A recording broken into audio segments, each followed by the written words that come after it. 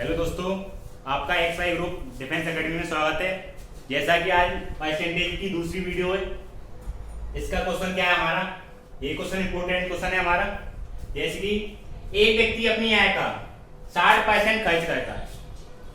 एक व्यक्ति अपनी आय का 60% खर्च करता है। मैंने मान ली उसकी आय,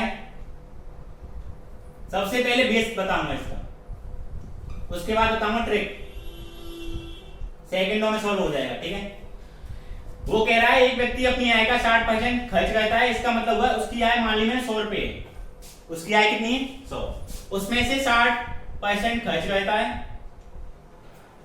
उसमें से 60% खर्च करता है। और बचत कितनी करता होगा 40। माना उसकी आय 100 रुपए, 100 में से 60 रुपए खर्च करता है तो 40 की बचत करता होगा। अब कह रहा है यदि उसकी आय 15% बढ़ा दी जाए, पहले उसकी आय 100 रुपए थी, अगर इसकी आय 15% बढ़ा दी जाए तो इसका मतलब क्या हुआ, 100 रुपए का 15% 15 ही होता है। ठीक है, तो ये हो जाएगा 115।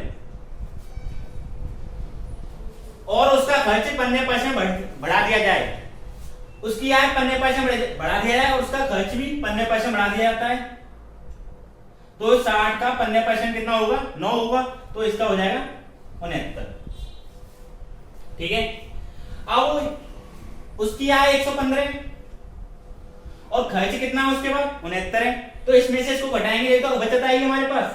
तो बचत कितनी आएगी, 115 में से 69 घटाएंगे 40 तो आएगा। अब वो कह रहा है बचत पर कितना परसेंट बढ़ जाएगा, कितना परसेंट बढ़ा, कितनी बढ़ा 6, और कितने पर बढ़ा उसको नीचे लिखते हैं, गुणा 100 लिखते हैं। ठीक है, 0 से 0 कैंसिल हो गया हमारे पास, 2 से 2 बार कटा, 2 से 1 कटा 5 बार, 2 से कटा है 3 बार, 5 दिया 15, तो इसका आंसर आ गया 15%। ठीक है, अब देखो इसकी ट्रिक क्या है। वो कह रहा है, ये तो हो गया फर्स्ट मेथड। अब देखो सेकंड मेथड क्या है हमारा, एक व्यक्ति अपनी आय का 60% खर्च करता है। 60% को मैं रेशियो में लिखूंगा, भिन्न फ्रैक्शन में लिखूंगा तो 2/3 लिखूंगा कि नहीं। ठीक है, मैंने अब उसकी आय मान ली 3 रुपए,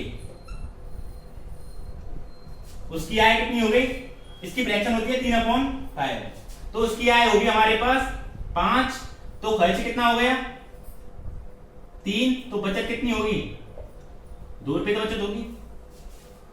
अब वो क्या कह रहा है 15% उसकी आय बढ़ जाती है, तो आपको 15 की गुणा करनी है। अगर 15% बोलता है तो 15 गुणा करनी है, 20% बोलता है 20 की गुणा करनी है। तो 15 की मैं इसमें गुणा करूंगा, 15 75 हो गया, 15 75, और उसका खर्च भी 15% बढ़ जाता है, तो इसमें 15 की मैं गुणा करूंगा, 15 43। अब उसकी आय 75 है, 75 में से 45 रुपए खर्च करता है, तो बचत कितनी करता होगा 30 ही तो बचत करता होगा। ठीक है, अब मैं 2 में कितने की मल्टीप्लाई करूं कि 30 बन जाए 15 की, तो इसका आंसर 15। ठीक है, और इसकी एक तीसरी ट्रिक क्या है हमारे पास,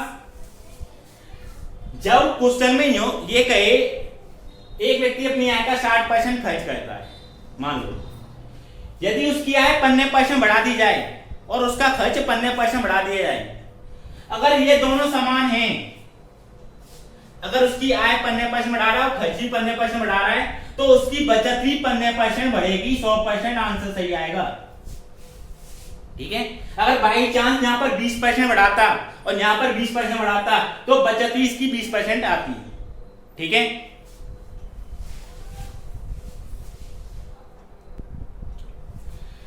इससे अगला क्वेश्चन क्या है हमारे पास, क्वेश्चन यही है,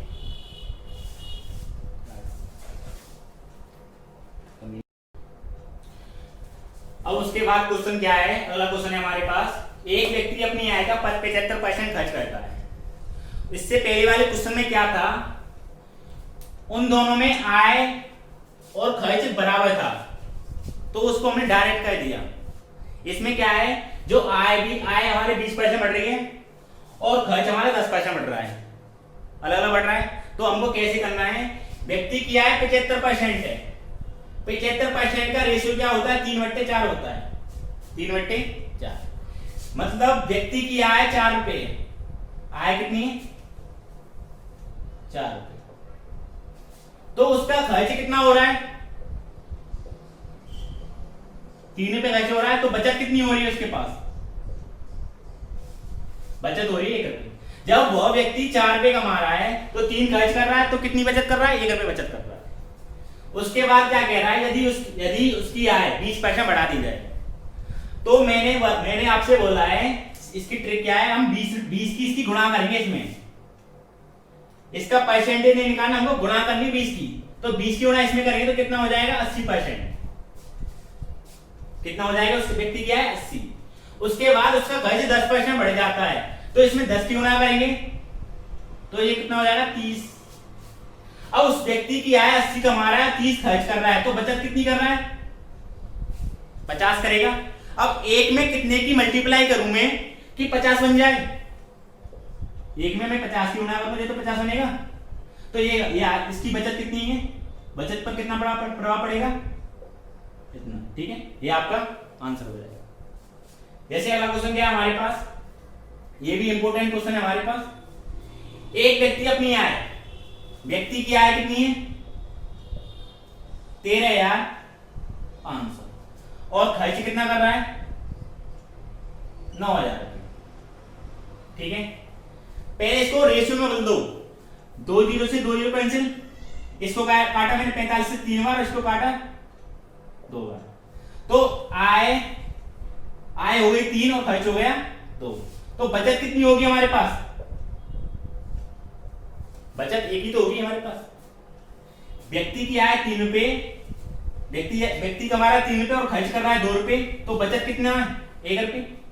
अब उसके बाद कह रहा है यदि व्यक्ति की आय 13 पैसे बढ़ा दी जाए, तो 13 की आपको मल्टीप्लाई करनी है इसमें, 13 3 39, और उसका व्यय का मतलब क्या होता है खर्च होता है, व्यय का मतलब क्या होता है खर्च, और 9 पैसे बढ़ा दिया जाए तो 9 दूनी 18, मतलब 9% लिखेंगे 9 दूनी 18।